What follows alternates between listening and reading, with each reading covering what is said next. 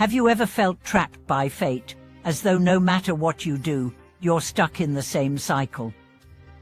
Have you ever wondered why some people seem to rise above their suffering while others remain buried in it?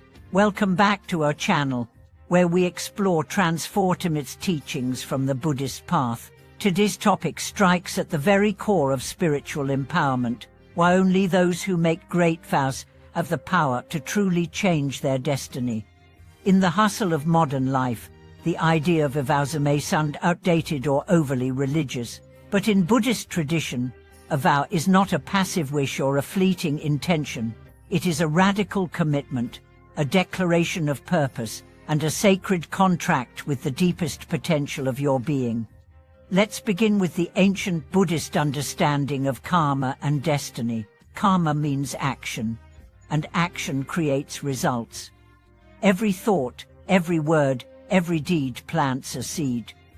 Your present circumstances are the ripening of past seeds. But here's the liberating truth. You can plant new seeds. You can chart a new course. The tool for that transformation is vow. A vow is not just something you say. It is something you live. It is a force that overrides unconscious patterns and redirects your karma. A vow is like an internal compass that keeps pointing you toward the light, even when everything around you is dark.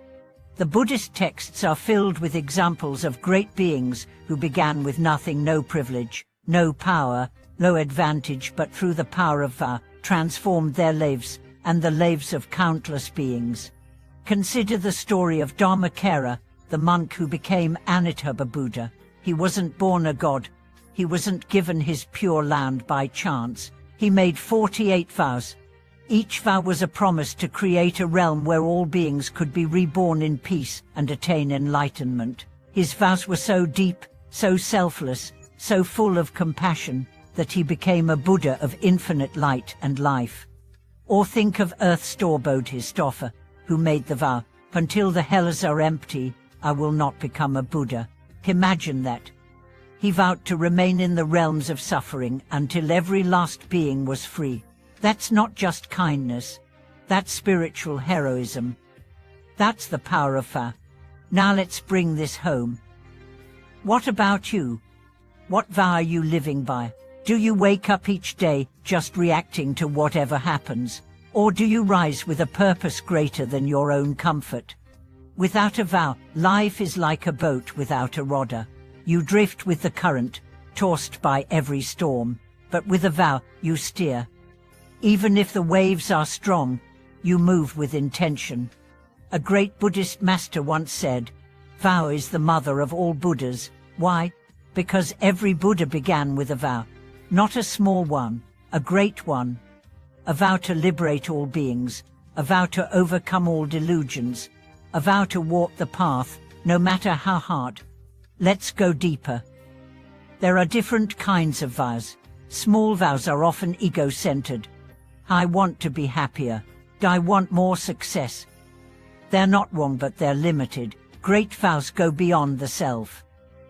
They are born from wisdom and compassion. A great vow might be, "May I transform all my suffering into compassion." Or, "May my life be of benefit to all beings." Or, "May I never give up, no matter how many times I fall." The power of a great vow lies in its direction. It's not about perfection, it's about commitment. Even if you fail again and again, your vow picks you back up. Take a moment now and reflect. What suffering in your life feels unbearable? What pattern keeps repeating? Now imagine making a vow not to escape it, but to transform it. I vow to use this pain to awaken compassion. That changes everything. You're no longer a victim of karma. You become an alchemist of karma. Vow turns pain into path. It turns despair into fuel. It turns failure into devotion. There's a story of a young man who lost everything: family, health, fortune. He went to a temple, hoping for relief. The monk there didn't offer comfort. He said, "Make a vow." The man was stunned. "I came for help, not more responsibility." But the monk was wise. He knew that without a vow, the man would stay lost. So the man sat, and he made a vow, "If I rise from this, may I use my life to help others who are suffering like me." Years passed. The man recovered. He studied. He served. He eventually opened a center for people in despair. And every time someone asked how he did it, he said, "It began with a vow." This is the real magic, not wishing, vowing. A wish says, "I hope it happens." The vow says, "I will make it happen." Her wish waits for conditions to be right. A vow creates the conditions. A wish is passive, a vow is active, and the universe responds to vows. When your intention is pure, the path appears. Teachers arrive, resources show up, inner strength awakens, but you must be sincere. A fake vow is just noise. A true vow comes from the heart and is felt by the cosmos. In Buddhist temples, there are ceremonies where practitioners recite vows, but reciting is not enough. You must embody them, live them, let them shape your choices. Even the simple vow, "I will not cause harm," it can change your life. You start noticing your words, your reactions, your impact. Or a vow like, "I will speak truthfully." Suddenly you see how often you bend reality. The vow becomes a mirror. And then there are vows like, "I will never give up on the path." Those are the vows that carry you through the darkest nights. There's a saying, when the student is ready, the teacher appears. But what makes a student ready? Vow. It opens the heart, it opens the mind, it calls forth guidance. Look at your life right now. What is missing? Is it direction? Is it commitment? Then perhaps it is time to make a vow.